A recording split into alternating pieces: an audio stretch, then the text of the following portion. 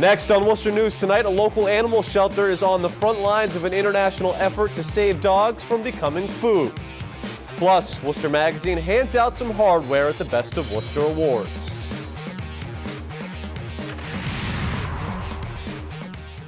Good evening. Thanks for joining us. I'm Tim McCone. Dozens of members of the Our Lady of Mount Carmel community hold a meeting tonight. They are exploring options to try to save and reopen the 88-year-old Catholic church.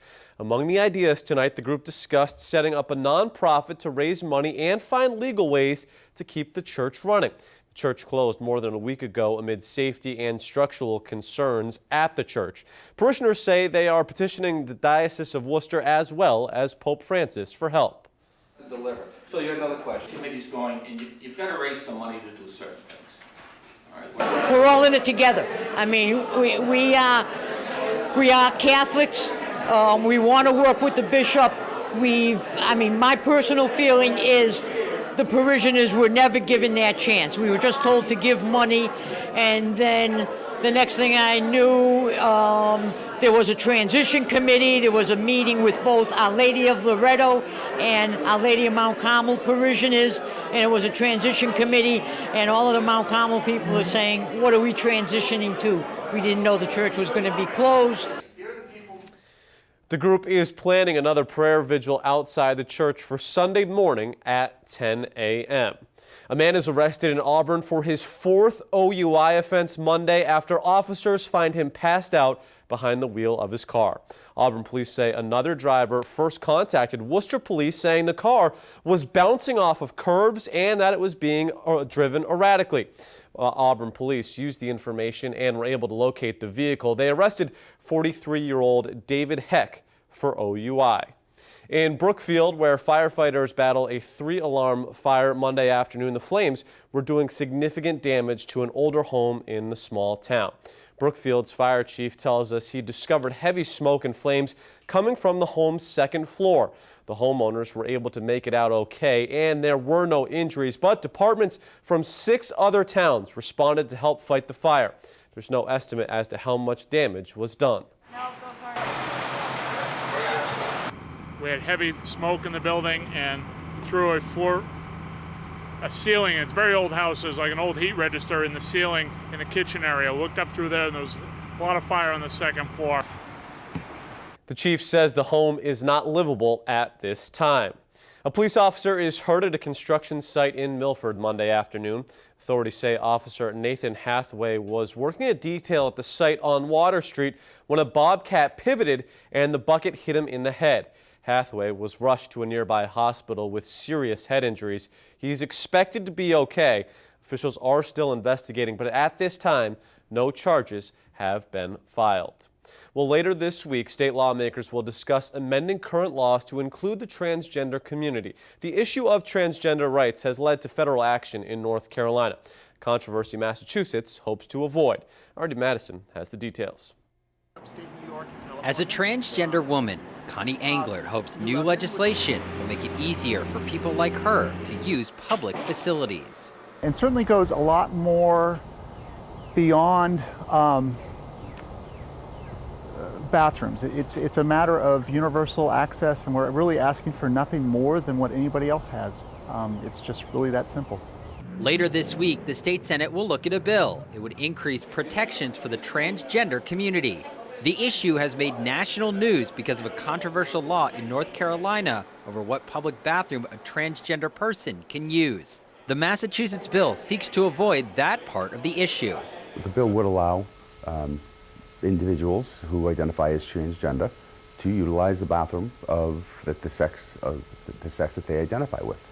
But it is not without controversy and criticism from those who feel it would put certain people at risk when using a bathroom or locker room. Our primary concern is the privacy and safety of women and children who don't want to be ogled by or exposed to naked men in restrooms and locker rooms. State lawmakers are looking at expanding an existing law banning housing discrimination and workplace discrimination. In North Carolina, the Department of Justice has intervened. And as Massachusetts becomes the latest state to take on the issue, the hope is they can find common ground for both sides. The best solution is to have a family restroom or a single occupancy restroom in as many public places as possible.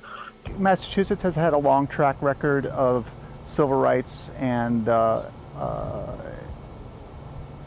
doing the right thing, and this is that last piece of the puzzle of doing the right thing. Andy Madison, Worcester News Tonight. 2 men arrested for heroin possession and conspiracy after a traffic stop in Sturbridge. State police say they observed a vehicle speeding and changing lanes erratically Friday afternoon at the Route 84 interchange with the Mass Pike in Sturbridge. Troopers say the 59-year-old driver and 27-year-old passenger were in possession of crack cocaine and heroin. They were arrested and charged with numerous offenses, including possession with intent to distribute. They were arraigned Monday in Dudley District Court. Worcester police arrested a suspect wanted for a shooting incident on Merrick Street last week. On Friday, members of the Worcester Police Gang Unit received information. 19-year-old Xavier Groggs was in Woonsocket, Rhode Island, with help from the Woonsocket Police Department. Authorities went to the apartment where Groggs was arrested without incident. He is currently being held in Rhode Island pending rendition proceedings. A night of celebration in the city tonight as Worcester Magazine hands out its Best of Worcester Awards. Worcester Magazine comes out with the awards annually. The categories range from Best Restaurant to Best Radio Station. Tonight's event was held at the British Beer Company on Shrewsbury Street. We caught up with one of the winners. Hamni Taekwondo, which is located on West Boylston Street, won Best Martial Arts for the 3rd year in a row, and we had to ask them what they think separates them from others. Yes, I think this right here, this family, we're just like committed to what we're doing. We really care, and I think that makes a difference. People love it. People love it. They want to know if we can have more categories. Everyone's asking us for more categories. How come you don't have this? How come you don't have that? Why did that person win? It's something that, really, to me, it amazes me. Everybody really gets into it. People lobby for it. Restaurants like Armsby Abbey put it on their receipt. Make sure you vote for us, Best for Worcester. I think it's really great. Worcester News Tonight, also a winner, taking home first place in the Best Local Cable TV category. An animal shelter in East Brookfield is giving dogs a chance at a new life. The shelter is the only one in Massachusetts to be a part of rescuing dogs who otherwise would have been used for food. Our Brittany Schaefer has the details. I don't know that I have words to describe how we feel. This is what animal rescue and animal welfare is all about. A chance at life for these 5 dogs. The Second Chance Animal Shelter in East Brookfield took in 5 new dogs from South Korea.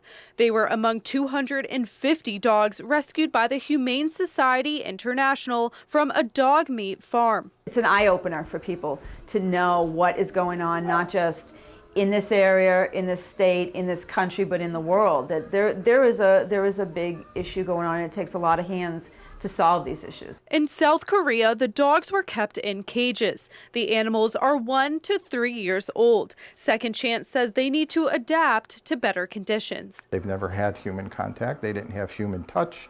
They've never seen the outside. They've never walked on grass. Because these animals don't know anything. They've never experienced grass, collars, leashes, anything. We start a process of introducing them to those things. All of the canines are adapting differently. The older dogs in the harsh conditions longer require more adapting. Some are already starting to really look for human interaction. Other ones are still standing back, not sure what to do with that. The shelter is the only one in Massachusetts to take in the rescues. They are hopeful the dogs will find good homes. Allowing them to have the lives that they deserve, lives in a loving home where they have their own couch and their own toys and hopefully their own folks to love them. It's just an overwhelming feeling. It's great. It's one of the most heartwarming and rewarding things to do with anytime we do puppy mills or anything. This is new to us. This is our first international case that we've been involved with. It's nice to have some small part in this major change. Brittany Schaefer, Worcester News Tonight. A former Marlboro fire chief is facing arson charges, accused of intentionally setting a grass and marsh fire last month in Maine. Authorities arrested Old Orchard Beach Fire Chief Ricky Plummer early Saturday morning in Scarborough. He allegedly set a fire that burned 42 acres at Jones Creek Marsh and forced residents from their homes. Plummer was one of the firefighters who responded to the fire at the time, saying it was so strong firefighters were almost forced to pull back. Plummer is expected to appear in court sometime